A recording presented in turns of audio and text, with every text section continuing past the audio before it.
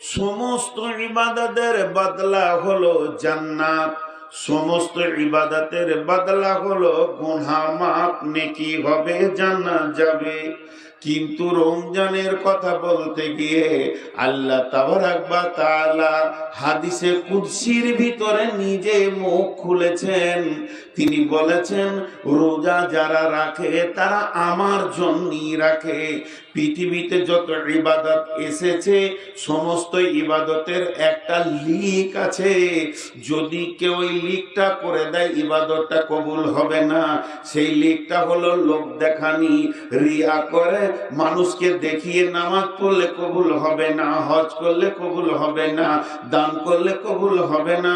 কিন্তু রোজা এমন একটি ইবাদত, এটা হাজার চেষ্টা করলেও কেউ লোক দেখানি করে না, এটা লোক দেখানি হয় না। আল্লাহ এমন করে বানিয়েছেন কোনো দিকই এর অপশন নাই, সুযোগ নাই, এটা লোক দেখানি করা হয়। আল্লাহ বলছেন যে রোজা রাখবে তার জন্য জান্নাত, তার জন্য ক্ষমা, তার জন্য জাহান্নাম থেকে মুক্তি। এত লম্বা কথা না বলে আল্লাহ নিজেই বলছেন রোজার বদলা আমি আল্লাহ নিজে। যে রোজা রাখবে সে আমাকে পেয়ে যাবে। দুনিয়াতে আছে যতগুলি ইবাদত হাদিসে কোরআনে আছে, আপনার আমার উপরে হুকুম বর্তানো হয়েছে।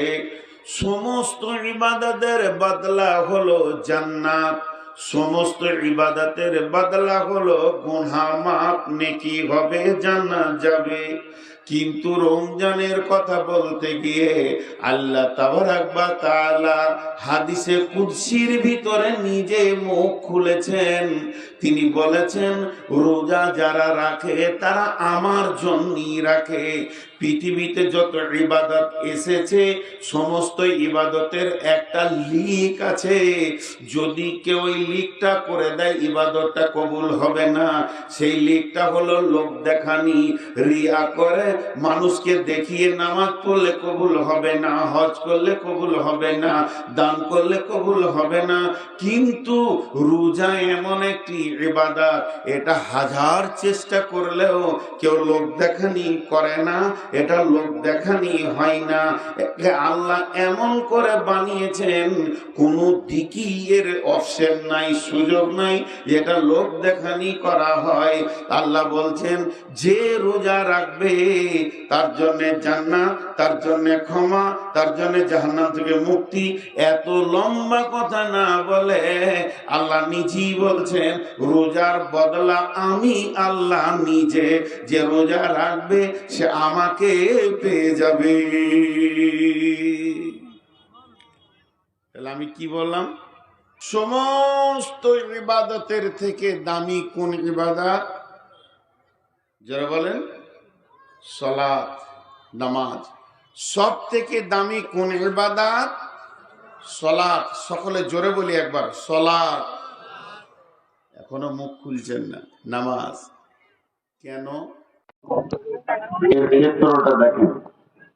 পৃথিবীতে যত ইবাদত এসেছে, পৃথিবীতে যত হুকুম এসেছে, পৃথিবীতে যত নিষেধ এসেছে, এটা করতেই হবে, এটা করা যাবেই না। একটা আদেশ, একটা নিষেধ, একটা হালাল, একটা হারাম, এমনকি সুন্নত, অজিব, নফল, ফরজ, যা কিছু আসমানওয়ালা পাঠিয়েছেন সমস্তগুলি একটা ফেরেশতাকে মিডিয়া করে পাঠিয়েছেন। ওই ফেরেশতাটার নাম হলো জিবরাইল আমিন। কোরআনের শুরু থেকে শেষ, হাদিসের বিসমিল্লাহ থেকে শেষ পর্যন্ত যতগুলি হুকুম এসেছে, যে ফেরেশতাতে নিয়ে এসেছেন ওর নাম হলো জিবরাইল। কিন্তু সলাত, কিন্তু সলাত, কিন্তু সলাত নামাজ আমরা যাকে বলি, এইটা যখন আল্লাহ দেওয়ার নিয়ত করলেন তখন জিবরাইলের প্রয়োজন হলো না, যে অনু ফেরেশতাকে মাঝে নিলেন না, বরং জিবরাইলের মাধ্যম দিয়ে বর্রাক পাঠিয়ে আল্লাহ তার নবীকে এই পৃথিবী গ্রহ থেকে মসজিদে হারাম থেকে আকসা, আকসা থেকে সত্তাবক আসমানকে ভেদ করে সিদরাতুল মুনতাহাকে পার করে আল্লাহ নিজের সিংহাসনে, নিজের এলাকায়, নিজের জায়গায় তার হাবিবকে ডেকে নিয়ে নিজের হাতে যে ইবাদতটা দিয়েছেন, আল্লাহ বান্দা বান্দা আল্লাহ, মিডিয়া কেউ নাই, সেই ইবাদতটার নাম হলো সালাত। এই সালাতের ভিতরে মেরাজুল মুমিন ঢুকে আছে। কিয়ামত পর্যন্ত মুমিনের মেরাজ হবে সালাতের ভিতরে। মানুষ যখন সালাতে দাঁড়িয়ে যায়, সাজদায় চলে যায়, তখন মানুষ জেনে নেন আপনার আল্লাহ আপনার করিবে চলে আসে। সমস্ত কিছু আল্লাহ, আপনি আল্লাহ, আল্লাহ আপনি হন, মধ্যখানে কোনো ফেরেশতার মিডিয়া নাই। এটা কিয়ামত পর্যন্ত সমস্ত ইবাদতের বড় ইবাদত হলো সালাত। একটা গেল। তাহলে নামাজের ক্ষেত্রে ওয়াক্ত চলে এলে ও দামি হয়ে গেল। এবার চলেন, তাহলে কি হজটা খারাপ? লে মজা, হজটা কি খারাপ? হজও বড় ইবাদত, যাদের টাকা আছে তার জন্য। এর যুক্তি কি? আল্লাহ তাবারাক ওয়া তাআলা গোটা কোরআনে 114টি সূরা দিয়েছেন। আল্লাহ তাবারাক ওয়া তাআলা গোটা কোরআনে 114টি সূরা দিয়েছেন। সালাতের নামে সূরা নাই, রোজার নামে সূরা নাই, যাকাতের নামে কোনো সূরা নাই, শুধু একটি সূরা পার্টিকুলার হজের উপরে আল্লাহ বর্ণনা করেছেন। সূরাটার নামই রেখেছেন সূরাতুল হজ্জ। তাহলে হজ কত দামি ইবাদত, যার উপরে আল্লাহ একটা গোটা সূরা নাজিল করেছেন। এদিকে আগে বেড়ে গেল। তাহলে রোজাটা কি খারাপ? না খাওয়াটা? ওর আবার দাম কত বেশি?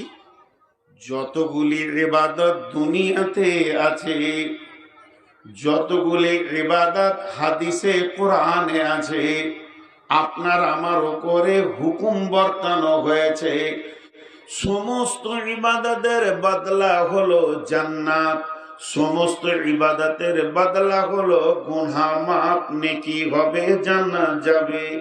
কিন্তু রমজানের কথা বলতে গিয়ে আল্লাহ তাবারাক ওয়া তাআলা হাদিসে কুদসির ভিতরে নিজে মুখ খুলেছেন।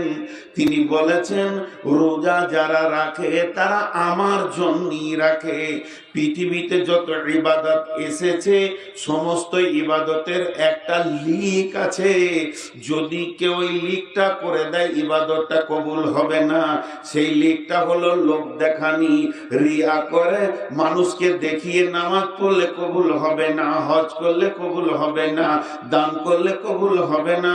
কিন্তু রোজা এমন একটি ইবাদত, এটা হাজার চেষ্টা করলেও কেউ লোক দেখানি করে না, এটা লোক দেখানি হয় না।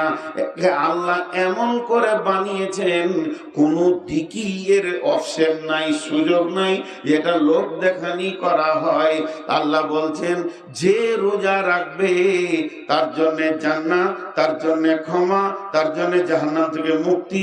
এত লম্বা কথা না বলে আল্লাহ নিজেই বলছেন রোজার বদলা আমি আল্লাহ নিজে, যে রোজা রাখবে সে আমাকে পেয়ে যাবে। তাহলে আমি কি বললাম? এক একটা ক্ষেত্রে এক একটা উপর দিকে আগে বেড়ে গেছে। এটা উদাহরণ দেব, শুনে মজা লাগবে। উদাহরণটা কি? একটা রুগী গেছে ডাক্তারখানা, তোমার চোখের সমস্যা। চোখের সমস্যা, তা ডাক্তার ওকে টেবিলে শুয়ে দে, চোখ দেখছে, ছানি পড়েছে, পর্দা হয়েছে, পর্দাটা তুলতে হবে, চোখের যত্ন করেন। ডাক্তার কথা বলতেই আছে যাতে রুগীর দিলে এটা ঢুকে যায়। চোখ অমূল্য সম্পদ, চোখে কিছু পড়ে যেন না যায়, সাবধানতা অবলম্বন করবেন, ঠান্ডা না লাগে, ছানিটা তুলতে হবে, পর্দাটা তুলতে হবে, চোখে ভালো দেখবেন, চোখের দিকে খেয়াল রাখেন, চোখের যত্ন করেন। বেশি এই জিনিসগুলো খেয়েন না, বয়স হয়েছে, চোখ লোক পাবে। তখন ওই রুগীটা বলছে, তাহলে আমার কিডনি দুটো কেটে ফেলে দেন। ডাক্তার বলেছে যে তোর কিডনিটা দরকার নেই। তো এক একটা ক্ষেত্রে একটা ইবাদত আগে দিকে বেড়ে যায়। এখন আমি যে বিষয়টা ধরেছি ওখানে চলে এসেছি, ওই কথাই এবার শুরু হয়ে গেল। সেটা কি? জান্নাতে যতজন যাবে, জান্নাতে যতজন যাবে, জাহান্নামের কথাটা বাদ দেন। মুমিন যাবে জান্নাতে, মুত্তাকি যাবে জান্নাতে, শহীদ যাবে জান্নাতে, সালেহীন যাবে জান্নাতে, যারা সাবির তারা যাবে জান্নাতে, যারা হেদায়েত প্রাপ্ত হেদায়েতে আছে, মুহতাদুন হাদি, এরা যাবে জান্নাতে। তাহলে জান্নাতে যাওয়ার ব্যাপারে কোরআন বলেছেন, উলাইকা হুমুল মুফলিহুন, উলাইকা হুমুল ফাইজুন, উলাইকা হুমুল মুহতাদুন, উলাইকা আলা হুদাম মির রাব্বিহিম ওয়া উলাইকা হুমুল মুহতাদুন, উলাইকা আলাইহিম সালাওয়াতুম মির রাব্বিহিম ওয়া রাহমা। আবার আছে উলাইকা আলা হুদাম মির রাব্বিহিম ওয়া উলাইকা হুমুল মুফলিহুন। এই যে কথাগুলো আল্লাহ ব্যবহার করেছেন, এগুলো জান্নাতীদের জন্য ব্যবহার করেছেন। এই এই এই এই গুণ যাদের পৃথিবীতে থাকবে, এই এই এই এই এই আমলগুলো যারা পৃথিবীতে করবে, তারা জান্নাতে যাবে, তারা নিশ্চিত থাকবে, তাদের কোনো টেনশন হবে না। এতগুলো বলা সম্ভব নয়, আজকে একটা ধরেছি, একটা। মুত্তাকি, মুত্তাকি, মুত্তাকিরা জান্নাতে যাবে। কেমনে জান্নাতে যাবে মুত্তাকি? জি ভাই, মুত্তাকি কিভাবে জান্নাতে যাবে? আমি মুমিনের কথাটা জমার খাতায় রেখে দিলাম, সবগুলো বাদ দিয়ে মুত্তাকিদের কথা বললাম। মুত্তাকিদেরকে আল্লাহ স্পেশাল করলেন। কেন করলেন? দুটি কথাতে বুঝতে পারবেন মুত্তাকিদের দাম। বিসমিল্লাহির রহমানির রহিম। ইন্নাল মুত্তাকিনা ফি দিলালিন ওয়া উয়ুন ওয়া ফাওয়াকিহা মিম্মা ইয়াশতাহুন কুলু ওয়াশরাবু হানিয়াম বিমা কুনতুম তা'মালুন ইন্নাকা যালিকা নাজিজিল মুহসিনিন। আল্লাহ তাবারাক ওয়া তাআলা বলছেন, হে বিশ্ববাসী রে, হাওড়া থেকে যতগুলি ট্রেন দিল্লি যায়, সব ট্রেনে খাবার পাবেন না, কিন্তু শতাব্দীতে যান, বন্দে ভারতে যান, রাজধানীতে যান, টিকিটের সঙ্গে আপনার খাবার এক করে আছে। আপনি যাবেন, চা পাবেন, খাবার পাবেন, নাস্তা পাবেন। তো আল্লাহ তাবারাক ওয়া তাআলা বলছেন, এই পৃথিবী থেকে যতজন মরার পর জান্নাতে যাবে, তারা জান্নাতে পৌঁছাবে, জান্নাতে আনন্দ ভোগ করবে। কিন্তু শুনে নাও, সবাই জান্নাতে গিয়ে আনন্দের মুখ দেখবে, কিন্তু মুত্তাকি যারা হবে তারা মরার পর থেকে চলতে থাকবে, চলতে থাকবে, দীর্ঘ লম্বা রাস্তা কবর, কবরের পর হাসর, হাসরের পর পুলসিরাত, তারপরে জান্নাত। এই মুত্তাকিরা স্পেশাল কোটার আমার কাছে যাত্রী। ইন্না লিল মুত্তাকিনা ফি দিলালিন ওয়া উয়ুন, ইন্নাল মুত্তাকিনা ফি দিলালিন ওয়া উয়ুন ওয়া ফাওয়াকিহা মিম্মা ইয়াশতাহুন। মুত্তাকি যারা হবে তারা ছায়ার ভিতরে থাকবে এবং তাদের সামনে কুলকুল কুলকুল করে নদী বইতে থাকবে, আর তাদের সামনে ফল ফ্রুটের শাখা সম্ভার থাকবে, তারা খেতে থাকবে, আগাতে থাকবে। অর্থাৎ মুত্তাকিরা স্পেশাল কোটার যাত্রী হয়ে জান্নাতে যাবে। সূরা নাবাতে আল্লাহ বলছেন, বিসমিল্লাহির রহমানির রহিম, ইন্নালিল মুত্তাকিনা মাফাজা। বিশ্ববাসীরে, তুমি যদি মুত্তাকি হতে পারো, তুমি যদি মুত্তাকির গুণটা আনতে পারো, যে যে কাজ করলে মানুষ মুত্তাকি হয়ে যায় সেইগুলো যদি তোমার মধ্যে এসে যায়, তাহলে তুমি পৃথিবী থেকে নিশ্চিত হয়ে যাও, তুমি কিয়ামতের দিন বেঁচে গেছো, হাসরে বেঁচে গেছো, পুলসিরাতে বেঁচে গেছো। তোমার আর 2 নম্বর কোনো টেনশন থাকবে না। দেখেন মুত্তাকিদের কত কপাল ভালো, এরা পৃথিবী থেকে আল্লাহ বলছে তোমাদের কোনো টেনশন নেই। আমি একটা কথা প্রথমেই ভূমিকাতে বলেছি, এক একটা বিষয়ে এক একটা গুরুত্ব আছে। তো মুত্তাকি হওয়াটা যে কত গুরুত্ব, আল্লাহ নিজে মুত্তাকি আমাদেরকে বানিয়ে নেন।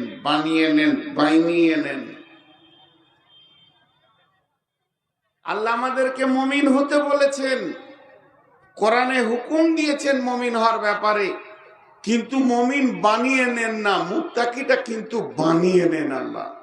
এই লাইটটা বন্ধ করো, ইশারা বুঝে না। এত লাইটেও লাইট মেরে দেখছে আমাকে, আর বুড়ার সব চুল পেকে গেল, এতদিনে দেখছে। ডিস্টার্ব হয় মোবাইলে লাইটে। ভাই আপনাদের বিরক্ত লাগছে? শুধু এই আয়াতটা শোনার পর একজনে যাবেন না, এটা আমার বিশ্বাস, কারণ তথ্যবহুল কথা আছে। আজকের বিষয়বস্তু হচ্ছে মুত্তাকি।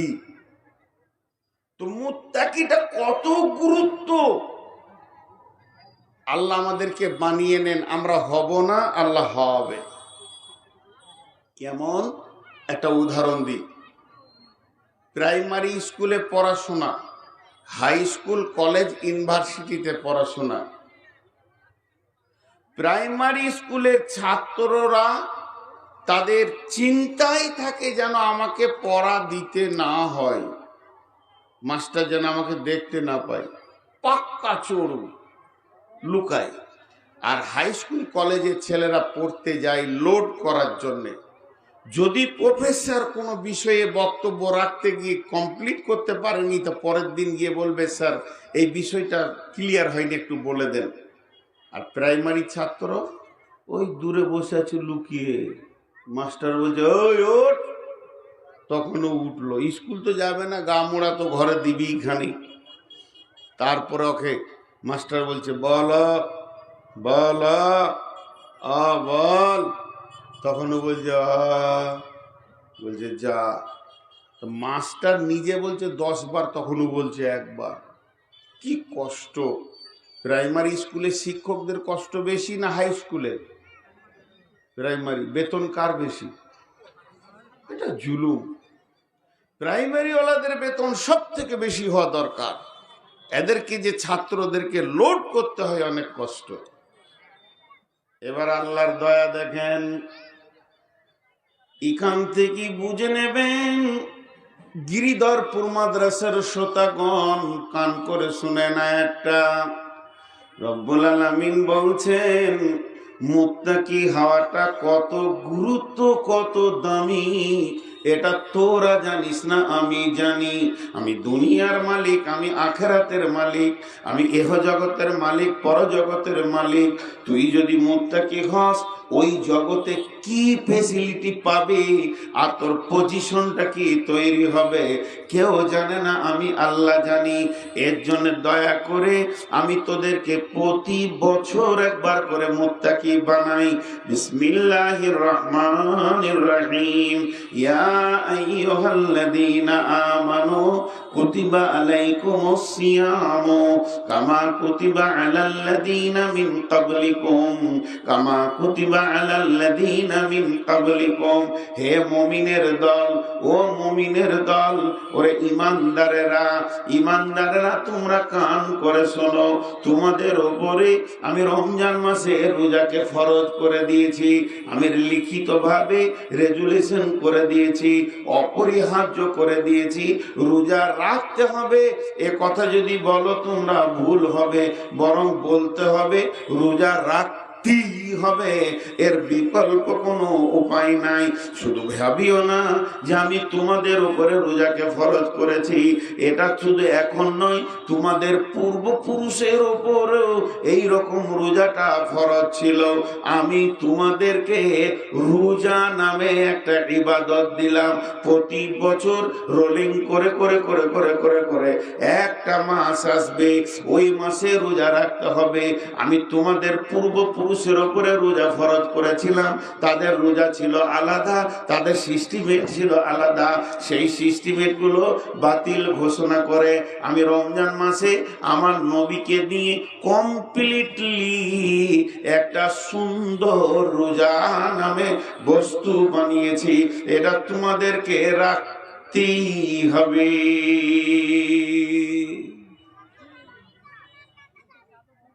প্রশ্ন করি, বুঝে আসছে না আল্লাহর কাছে?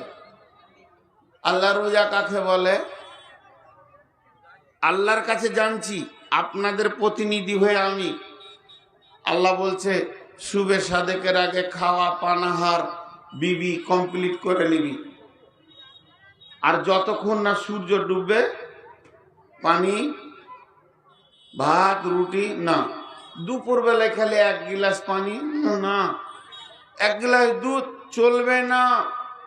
প্রচন্ড গ্রীষ্ম, আল্লাহ একটু না, এর নাম রোজা। আজীব ব্যাপার, আজীব ব্যাপার, ইবাদতটা আজীব ইবাদত। একটা লোক নামাজ পড়ছে, কিয়াম করছে, রুকু করছে, সাজদা করছে, আপনি হাঁটবেন, একজন দাঁড় করিয়ে দেবে। দেখা যাচ্ছে লোকটা নামাজ পড়ছে, সে যখন দাঁড়ালো আল্লাহর কাছে, সামনে গিয়ে দাঁড়ালো, গোলামের মতো হয়ে দাঁড়ালো, রুকু করলো, সে নিজেকে মাথা নামা করলো, সাজদা করলো তো নিজেকে সারেন্ডার করলো। তার উঠা বসা দেখে মনে হবে যে হ্যাঁ গোলাম আল্লাহর কাছে নত হয়েছে।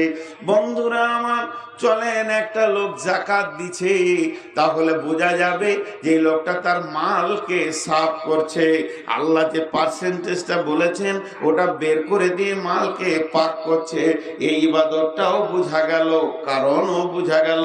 একে মুসল্লি বলা হবে, ওকে দাতা বলা হবে। ই হবে মুসাল্লি, ও হবে দাতা।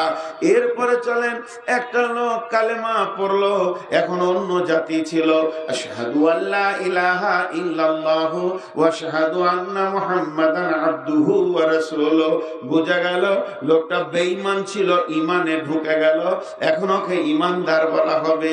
এরপরে চলেন, একটা লোক হজে যাচ্ছে, লাব্বাইক আল্লাহুম্মা লাব্বাইক, লাব্বাইক লা শারীকা লাকা লাব্বাইক, ইন্নাল হামদা ওয়ান নি'মাতা লাকা ওয়াল মুলকু লা শারীকা লাক।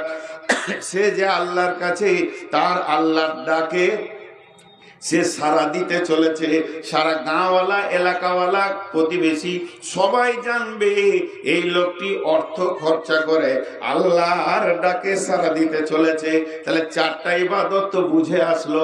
রোজা, রোজাতে কিয়াম নাই, রোজাতে রুকু নাই, রোজাতে সাজদা নাই, রোজাতে কিছুই নাই, অথচ খাবি না। এর ভিতরে কোন কারিশমা লুকানো আছে?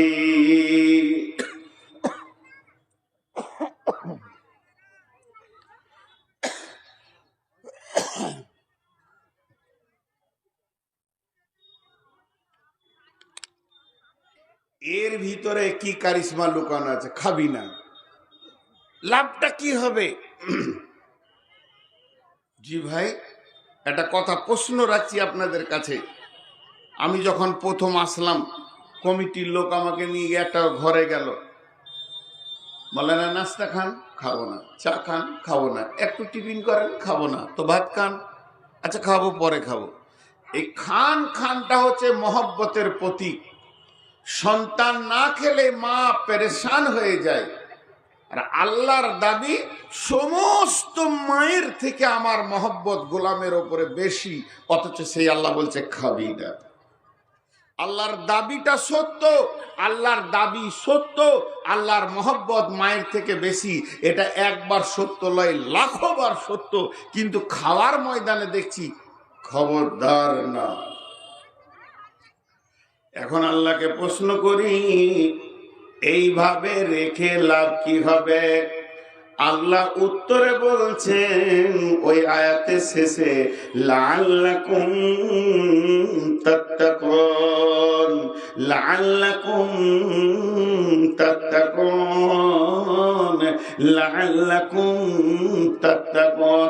ওরে আমার গোলাম রে, ওরে আমার বান্দারে, ওরে আমার মুমিনের দল, আমি তোদেরকে না খাইয়ে মুত্তাকি বানিয়ে নিলাম। মুত্তাকি মানে আল্লাহ ভীতু তোরা হয়ে গেলি। কি করে আল্লাহ ভীতু হলাম? আল্লাহ তাবারাক ওয়া তাআলা প্রমাণ দিতে, দেখ তোকে আমি রোজা রাখতে বলেছি, তুই সুবে সাদেকের আগে খেয়েছিস, এখনো আজান হলো না, সূর্য এখনো ডুবলো না, এখনো মাগরিব হলো না, দুপুর বেলায় তোকে পিপাসা লেগেছে, বাড়ির ভিতরে শুয়ে আছিস, দরজাটা লাগানো আছে, তোর সামনে ফ্রিজ আছে, ফ্রিজে কোল্ড ড্রিঙ্কস আছে, তোর চৌকি নিচে সমস্ত খাবার আছে, ফ্রিজে ফল ফ্রুট ভর্তি আছে, তারপরও তুই খাস না কেন? এটা একটাই কারণ, যে আল্লাহ দেখে নিবে। এই মনটা, এই দিলটা, এই মিজাজটা যদি তোদের সারা বছর থেকে যায়, তাহলে তোদের মতো পরেজগার কে হবে রে? এটা তো আমি 1 মাস বানিয়ে, তোর ভিতরে একটা যোগ্যতা রয়েছে, ওটাকে আমি বহির প্রকাশ করে তোকে তোর চোখে আঙ্গুল দিয়ে দেখিয়ে দিলাম, ওরে আব্দুর রহমান, ওরে আব্দুল সালাম, ওরে আব্দুল কাবুল কালাম, ওরে ইবাদুর রহমান, ওরে আব্দুল সাত্তার, তোর ভিতরে একটা যোগ্যতা রয়েছে। আল্লাহর হুকুমের বাইরে কোনো জিনিসে তুই হাত দিবি না, তাহলে অন্য মাসে মদের বোতলে, জুয়াতে, তাসেতে, লুদুতে, দাবাতে হাত দিবি না।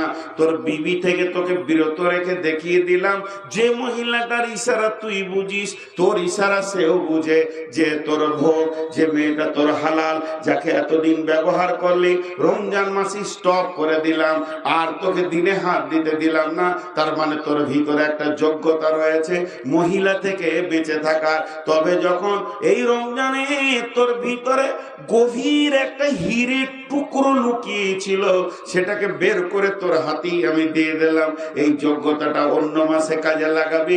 খবরদার কারো মেয়ের কাপড় ধরে তুই টানবি না, তাহলে তুই মুত্তাকি থেকে যাবি। আমি তোকে মুত্তাকি বানানোর জন্য এই রোজার নামে একটা ইবাদত তোদেরকে দিয়েছি। টোটাল রোজা রাখলে তুই মুসাল্লি হবি না, তুই হাজি হবি না, তোকে হাজি বলে ডাকবে না, তোকে দাতা বলে ডাকবে না, তোকে মুমিন বলে ডাকবে না, তোকে ডাকবে না আপনার কিনা মুসাল্লি বলে, তোকে তোর নাম হয়ে যাবে মুত্তাকি। যেহেতু আয়াতের শেষে আমি আল্লাহ তোর টাইটেল দিয়েছি লাআল্লাকুম তাত্তাকুন, আমি রোজাটা এমন পেটেনে বানালাম যাতে করে তোরা মুত্তাকি হয়ে যাবি।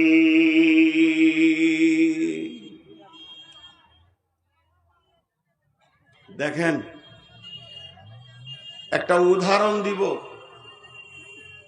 উদাহরণটা ধ্যানের সঙ্গে শুনেন। একটা দুটা করে লোক উঠছে, উঠিয়েন না ভাই আমার, আমি এমন একটি বক্তা, আমাকে বলতে হয় আর উঠিয়েন না, আর উঠিয়েন না, কারণ আমাকে শেষই দেয়। নসিব খারাপ, কত জালসায় গিয়ে কমিটির হাতে ধরি, ভাই আমাকে আগে দেন, আর কাউকে পরে দেন না, আপনি শেষে থাকেন। আর এখন মানুষের শারীরিক ক্ষমতা, সহ্য ক্ষমতা, স্ট্রেংথ কমে গেছে। এটার কারণ জানেন? বিহারে সারা সারা রাত জালসা হয়, তারাও 11টা 12টায় ভেঙে দিচ্ছে। একটা বৃহত্তর কারণ, যতগুলো কারণ আছে আপনি দেখাবেন ওগুলোও ঠিক, আর তার মধ্যে একটা কারণ এই যে করোনা ভাইরাসের যে ভ্যাকসিনটা মেরেছে না, মানুষকে দুর্বল করে দিয়েছে, কাজ থেকে মাথা সরিয়ে দিয়েছে, আর মানুষ সেই এনার্জি নিয়ে কাজও করতে পারছে না, যুবকদেরকে পঙ্গু মনে হচ্ছে। এই ভ্যাকসিনটা সারা বিশ্বকে পঙ্গু করেছে। এই জন্যে মানুষ বেশি রাত জাগতে পারছে না, বেশি টাইম ধরে গাড়ি চালাতে পারছে না, বেশি টাইম ধরে মাঠে কাজ করতে পারছে না। যুবক ছেলে, তার বাপ বলছে যে 3 বিঘা চাষ করে বাড়ি গেছি, তারপরে উঠেছি, আর ও 1.5 কাটা পারছে না। পারবে কি করে? ভ্যাকসিন মেরে দিয়েছে, দুর্বল করে দিয়েছে বিশ্বকে। তো যাই হোক, একটু ধৈর্য ধরেন। এবার পরবর্তী আয়াতে যাচ্ছি, খালি একটা উদাহরণ দিব। আল্লাহ খেতে দিলেন না, এর ভিতরে লাভ কি আছে? উদাহরণটা মন দিয়ে শোনেন। আপনাদের এখানে ইটের ভাটা আছে, ইট কাটে কি না? তো ইট যে কাটে সেই মিস্ত্রি কোদালটাকে নিয়ে ইট ভাটাতে গিয়েছে, টলি করে মাটি নামানো আছে, মেরেছে জোরে একটা কোপ মাটিতে। এবার মাটি বলছে মিস্ত্রিকে, উদাহরণ ওইভাবেই বুঝতে হবে, মাটি কথা বলে কি ওইভাবেই বুঝতে হবে। মাটি বলছে, তুমি মারলে কেন? তুমি আমাকে কোপাও কেন? কি দোষ করেছি বলো? মিস্ত্রি উত্তরে বলে, চুপ কর, ধৈর্য ধর, দাম তোরই বাড়বে। ধৈর্য ধর, কোপানি খা, দাম তোরই বাড়বে। তারপরে পানি ছিটি দিয়ে সামান্য বালু দিয়ে লাত মারতে শুরু করেছে। লাত মারলে মানুষের দাম বাড়ে না কমে? কেউ যদি স্টেজে উঠে একটা লাত মেরে দেয়, আমাকে বেজ্জতি হয়ে যাব। ওই মাটিকে যখন লাত মারছে বলছে, ভাই আমি তো গরু চুরি করিনি, তো তুমি লাত মারো কেন? বলছে, সবর কর, দাম তোরই বাড়বে। এরপরে ওকে ফরমাতে ভরে 2টা গোঁতা মেরেছে।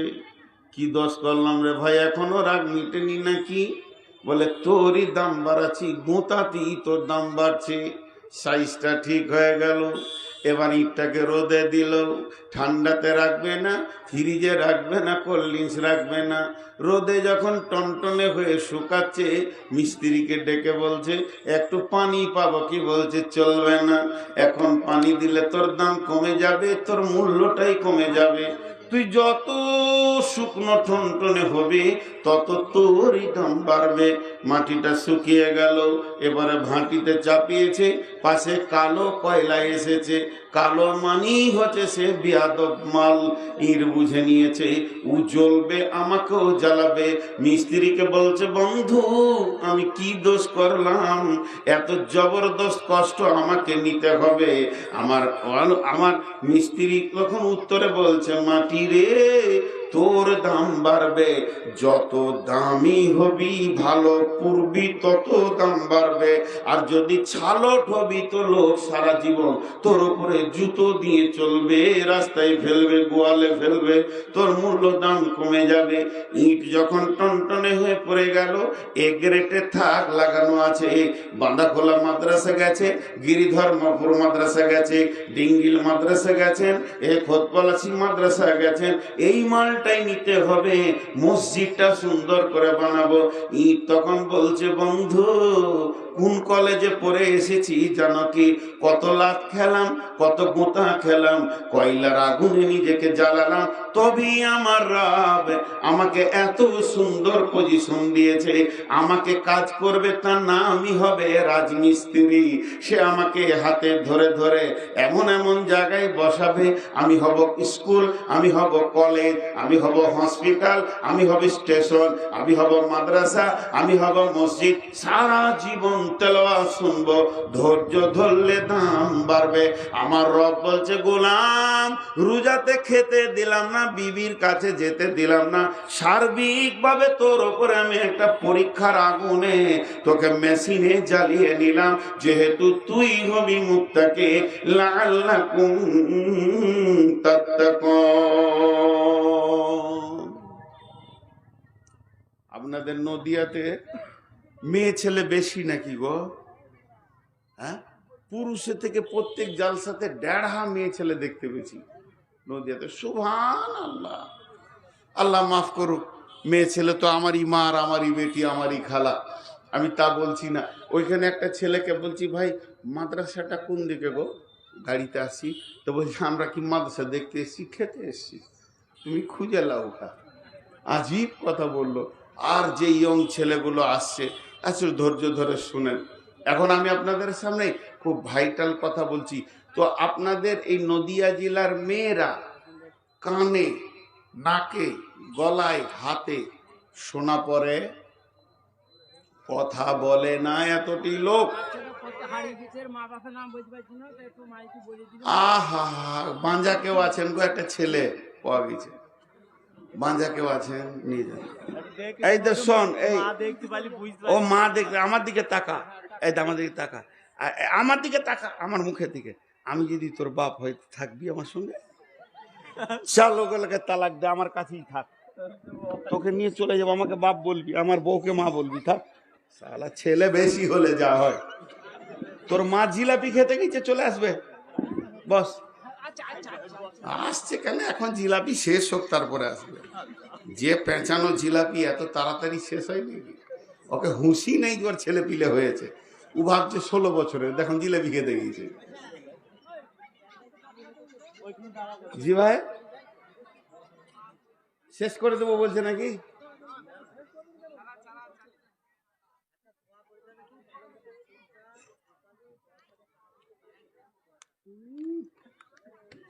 হাত তুলে দোয়া আমি করিনি, চুপচাপ যে দিয়েছে নাম করতে হবে না, আল্লাহর কাছে পেয়ে যাবে।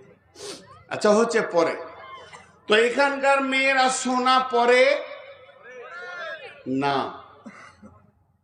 একজনা সোনা পরে না, গয়না পরে। সোনা নাকে কানে নেওয়া যায় না। 2 ভরি সোনার দাম কত? 1,40,000, 60,000, আর বানি লিবে আরো 10,000, 12,000, 2 লাখের কাছাকাছি ধাক্কা। গলার হারটা 2 ভরি বানিয়ে নিয়ে এসে একবার ভাবিকে দিয়ে দেখেন, হুঁকটা বেঁকা থাকলে মুখটা বেঁকে যাবে। তার কারণ সোনার কোনো মূল্য নাই, মূল্য হচ্ছে গয়নার।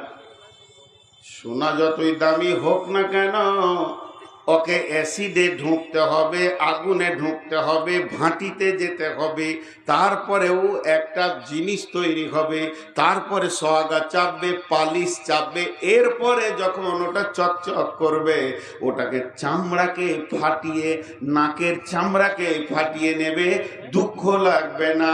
তার কারণ সোনা যতক্ষণ পর্যন্ত ভাটিতে আর আপনার কিনা ডাইসে এবং হাতুড়ির নিচে না যাবে, অতক্ষণ গয়না হবে না।